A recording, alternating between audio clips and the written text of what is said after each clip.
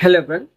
তো আজকের ভিডিওতে আমরা যে বিষয়টা দেখবো সেটা কি, সেটা হচ্ছে বেস্ট সেক্টর ফর 2025। অর্থাৎ এমন কয়েকটা সেক্টর নিয়ে ডিসকাশন করবো সেই যেগুলো কি, যে আমাদের হয়তো একটা ভালো র্যালি দেখাতে পারে 2025-এ যদি মার্কেট ভালো থাকে। তাহলে কেন বলছি, কারণ যদি দেখেন মার্কেট কিন্তু টপ থেকে অনেকটা কারেক্ট হয়েছে।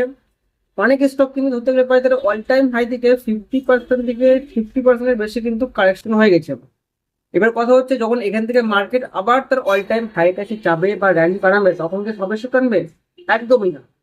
যেগুলো স্টক অলরেডি তার টপ থেকে অনেকটা কারেকশন হয়ে গেছে বা যারা প্রিভিয়াস একটা মাল্টিপ্যাকেট দিয়েছে, তারা কিন্তু তার অল টাইম হাই কিন্তু যেতে পারবে না। যার ফলে কি করছো, যার ফলে কিছু কিছু সেক্টর আছে যেগুলো যেগুলো আমি সিলেক্ট করেছি, এগুলো হয়তো আমাদের একটা ভালো র্যালি দেখাতে পারে। ওকে, এবার কথা হচ্ছে আমি যে এই সেক্টরটা সিলেক্ট করেছি, কেন সেট করেছি, কেন এই সেক্টর গুলোকে সিলেকশন করা হয়েছে। কারণ সবকিছু সিলেক্ট করার পিছনে কোনো না কোনো কারণ থাকা দরকার। আমি আগে বলেছি, যখনই আপনারা কোনো কিছু করবেন এই স্টক মার্কেটে, তখন তারা প্রথমত আপনার কাজকে যে কারণ খুঁজে বের করা, যে কেন আমি এটাকে বাই করছি বা কেন আমি এটাকে প্রেফারেন্স দিচ্ছি। তো এখানেও সেম, আমি কেন এই সেক্টর গুলোকে প্রেফারেন্স দিচ্ছি, এর মেন কারণ কি, মেন কারণ হচ্ছে যে ক্রুড অয়েলের প্রাইস যদি আপনারা দেখেন, ক্রুড অয়েলের প্রাইস কিন্তু বর্তমানে তার 4 বছরের একদম লোতে চলছে। অর্থাৎ করোনা শেষ হওয়ার পর থেকে আজ পর্যন্ত ক্রুড অয়েল কিন্তু এতটা নিচে আসেনি। বর্তমানে যে হারে ক্রুড অয়েলের প্রাইস যেখানে চলছে, অর্থাৎ 4 বছরের সব থেকে লোতে কিন্তু ক্রুড অয়েলের প্রাইস চলছে। আর আমরা সবাই জানি, যদি ক্রুড অয়েল বা তেলের দাম কমে, তেলের দাম যদি কমে, তাহলে কিন্তু তার ডাইরেক্ট বেনিফিট কিন্তু আমরা স্টক মার্কেট দেখতে পাই, এবং আমরা আমাদের নিত্য প্রয়োজন বা দৈনন্দিন জীবনেও কিন্তু আমরা দেখতে পাই। ওকে, তো এই জন্য আমি 5টা সেক্টরের ডিসকাশন করব এই কুডাল, যেহেতু এখন অনেক বলতে চলছে সেই জন্য। ওকে, তো প্রথম যে সেক্টর, তার নাম কি, প্রথম যে সেক্টর তার নাম হচ্ছে কি, যে ট্রান্সপোর্টেশন সেক্টর। এবার ট্রান্সপোর্টেশন সেক্টরকে আমি কেন সিলেক্ট করেছি, কারণ দেখুন, আমরা সবাই জানি কি ট্রান্সপোর্টটা কিসে হয়, বা ইম্পোর্ট বা এক্সপোর্ট যাকে বলেন না কেন, এই ট্রান্সপোর্টটা মূলত সেটাকে বলা হচ্ছে। ট্রান্সপোর্ট সাধারণত কিছু হচ্ছে, গাড়িতে হচ্ছে, বা আপনারা যদি বলেন শিপ জাহাজে হচ্ছে, এরোপ্লেনে হচ্ছে। তো এইগুলোতে মূলত কিন্তু দরকার হয় কিসের, পেট্রোল ডিজেল বা তেলের দরকার হয় এক কারণে। তো তেলের দাম যদি কমে, তাহলে যদি তেলের দাম বেড়ে যায়, তাহলে কি এই যে শিপিং যে চার্জ গুলো আছে সেগুলোর দামটাও বাড়ে, যার ফলে কি অনেক কস্টলি পড়ে যায়। এখন যেহেতু তেলের দাম পড়েছে, তখন আমরা কি দেখবো, আমরা দেখতে পাবো যে হয়তো এবার এইসব প্রাইসে বা ট্রান্সপোর্টেশন যে প্রাইসে আগে যে দাম ছিল সেই দামটা হয়তো অনেকটা এখন ডিক্রিজ হবে। যদি ডিক্রিজ হয়, তাহলে কিন্তু তার ডাইরেক্ট বেনিফিট কিন্তু এই ট্রান্সপোর্ট সেক্টরের মধ্যে পড়বে, যার মধ্যে আছে শিপিং ট্রান্সপোর্ট, মানে যেটা জাহাজে করে মাল আনা যাওয়া করেন, রোড ট্রান্সপোর্ট অর্থাৎ রোডে করে মাল, মানে রাস্তাতে করে মাল নিয়ে আসা যাওয়া করে, আর একটা কি এয়ারলাইন ট্রান্সপোর্ট, যেটা এরোপ্লেনে করে মালকে ইম্পোর্ট এক্সপোর্ট করে। ওকে, তো এইগুলোতে মূলত আমরা একটা খুব ভালো একটা র্যালি দেখতে পারি, যেহেতু তেলের দাম অনেকটা ডাউন হয়েছে আন্তর্জাতিক বাজারে। ওকে, তার জন্য কিন্তু আমি এই সেক্টরটাকে আজকে ডিসকাশন করছি, বা আমি পার্সোনালি সিলেক্ট করেছি। ওকে, আই হোপ আপনারা বুঝতে পারছেন যে আমি কেন এই সেক্টরকে সিলেকশন করছি। আমি কিন্তু সব কারণ আপনাদের বুঝিয়ে দিব কেন আমি সিলেক্ট করেছি, যাতে আপনাদের কোনোরকম বুঝতে অসুবিধা না হয়। ওকে, তো ফার্স্ট কি, ট্রান্সপোর্টেশন সেক্টর। এবার সেকেন্ড যেটা পয়েন্ট, সেকেন্ড সেক্টর কি, যেটা সেকেন্ড সেক্টর সেটা হচ্ছে আমাদের ম্যানুফ্যাকচারিং সেক্টর, যার মধ্যে আছে কি প্লাস্টিক, কেমিক্যাল, ফার্টিলাইজার। এবার আমরা কি জানি, যে প্লাস্টিক, কেমিক্যাল, ফার্টিলাইজার এগুলো তৈরি করতে, বা এর যে সরঞ্জামগুলো আছে বা ইনগ্রেডিয়েন্টস যাকে বলে, এগুলো কিন্তু কি হয়, আনতে কিন্তু অনেকটা খরচা হয় যদি তেলের দাম বৃদ্ধি পায়।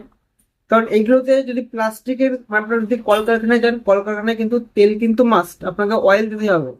ওকে, ইলেকট্রিক তো লাগাই, কিন্তু তার সঙ্গে অয়েল কিন্তু মাস্ট। তো যদি এখন এই অয়েলের দামটা কমে, তাহলে তার ডাইরেক্ট কিন্তু বেনিফিট এই সেক্টরেও আমরা দেখতে পাবো।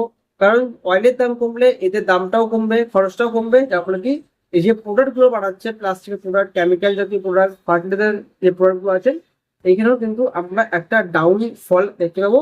যার ফলে কি হবে, যদি ডাউন আসে তাহলে কি হবে, যে মানুষ সস্তায় মাল কিনতে পারবে, আর যদি সস্তায় মানুষ পায় তাহলে কিন্তু এই ডিমান্ডটা আগের থেকে অনেকটা বেড়ে যাবে। ওকে, কারণ এখন সাপোজ একটা জিনিসের দাম 1,000 টাকা চলছে। ওকে, কোনো কারণবশত হয়তো সেই দামটা চলে আসলো 800 টাকায়। তার মানে কি দামটা কমেছে, মানে কি এই ডিমান্ডটা এখন বেড়ে যাবে। কারণ যেহেতু দামটা কমেছে, যার জন্য কি হবে, এর ডাইরেক্ট কিন্তু বেনিফিট এই কোম্পানিতে হবে। যার ফলে কি তেলের দাম যেহেতু কমেছে, তার ডাইরেক্ট কিন্তু বেনিফিট এই ম্যানুফ্যাকচারিং কোম্পানিকেও আমরা দেখতে পারবো। ওকে, এটা গেল আমাদের 2 নম্বর সেক্টর। যে 3 নম্বর সেক্টর তার নাম কি, যেটা আমাদের 3 নম্বর সেক্টর তার নাম হচ্ছে যে কনজিউমার গুড। কনজিউমার গুড বলতে কসমেটিক সেক্টর, যেগুলো কসমেটিক সেক্টর গুলো আছে, মেকআপ টেকআপ যাকে বলি আমরা। তো এখানেও কিন্তু আমরা একটা ভালো একটা মোমেন্টাম দেখতে পারি। কেন? কারণ মেকআপ তৈরির জন্য কিন্তু কেমিক্যাল দরকার হয়। তারপরে আপনার এর যে ইনগ্রেডিয়েন্টস সেগুলো কিন্তু ট্রান্সপোর্ট থ্রু আসে, এবং আরো অনেক কিছু দরকার হয়, যেগুলো কিন্তু মেন কিন্তু এই তেলের জন্যই থাকে।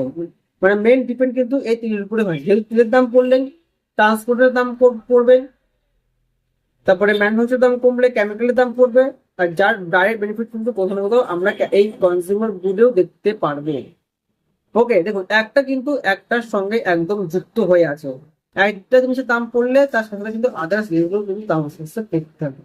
ওকে, এটা হলো আমাদের 3 নম্বর সেক্টর। যে 4 নম্বর সেক্টর তার নাম কি, তার নাম হচ্ছে অটোমোবাইল। ওই অটোমোবাইল কি বুঝি, অটোমোবাইল বলতে যেমন মোবাইল ফোন হতে পারে, ল্যাপটপ, টিভি, ফ্রিজ, এগুলো কিন্তু অটোমোবাইলের মধ্যে পড়ে। তারপরে গাড়ির সব গাড়ি ঘোড়া যেগুলো আছে, মানে গাড়ি হতে পারে, সেই গাড়ির দাম, বা অটোমোবাইল বা মোবাইল, ফ্রিজ, ফার্নিচার, ফ্রিজ মানে ইলেকট্রিক্যাল যেগুলো আছে, ইলেকট্রিক্যাল যেসব জিনিসগুলো আছে, তার সেখানেও কিন্তু আমরা একটা মোমেন্টাম দেখতে পারবো। কারণ এগুলো কিন্তু কি হয়, ইম্পোর্ট এক্সপোর্ট হয়, বাইরে থেকে আমরা এক্সপোর্ট ইম্পোর্ট করি। তারপরে এগুলো যেহেতু একটা চার্জ থাকে, ট্রান্সপোর্টেশন চার্জ থাকে, সেগুলো যদি দামটা কমে তাহলে কিন্তু প্রথমে কোথাও আমরা এই সেক্টরে একটা মোমেন্টাম দেখতে পারবো। ওকে, আর এই সেক্টরে কিন্তু একটা বেনিফিট হবে। তুমি যেটা লাস্ট সেক্টর তার নাম কি, লাস্ট সেক্টর তার নাম কি, তার নাম হচ্ছে আমাদের পাওয়ার সেক্টর। ওর পাওয়ার সেক্টরে কেন আমরা জাম্প দেখতে পাচ্ছি, এর মেন কারণ কি, মেন কারণ হচ্ছে যদি তেলের দাম কমে তাহলে কি হবে, এই পাওয়ারের জন্য যে ইনগ্রিডিয়েন্টস দরকার হয় তার উপরে কিন্তু আমরা একটা ডাইরেক্ট প্রভাব দেখতে পাবো। যার ফলে কি হবে, যার ফলে এই ডাইরেক্ট কিন্তু বেনিফিট আমরা এই পাওয়ার সেক্টরে দেখতে পাবো।